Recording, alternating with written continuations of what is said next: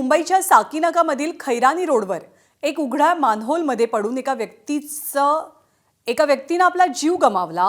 ही घटना ताजी असतानाच अंधेरीमध्ये एक असाच उघडा मॅनहोल निदर्शनास आला। त्यामुळे भाजप नगरसेवक रुपेश सावरकर हे आक्रमक झाल्याचं चित्र दिसलं। अंधेरी लिंक रोड परिसरात साचलेल्या पाण्याची नगरसेवक रुपेश सावरकर यांच्याकडनं पाहणी सुरू होती। त्याच वेळेला त्यांना उघडं मॅनहोल दिसलं आणि त्यांनी संताप व्यक्त केला। जर यापुढे अशी गोष्ट घडली तर कारवाईचा इशारा देण्यात आलाय। अंधेरी लिंक रोडवरती सखल भाग असल्यामुळे इथे पाणी साचतं।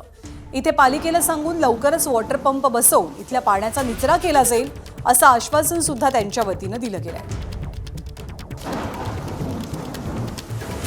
मी आज माझ्या प्रभागात सगळीकडे फिरत असताना वॉर्डची पूर्ण पाणी करतोय। पावसाची प्रमाण जास्त असल्यामुळे प्रत्येक वॉर्डमध्ये प्रत्येक ठिकाणी मी फिरतोय। फिरत असताना लिंक रोडला जेव्हा आपण सिटी मॉलच्या समोर एक मॅन होल मला सापडला अधिकाऱ्यांसोबत फिरताना।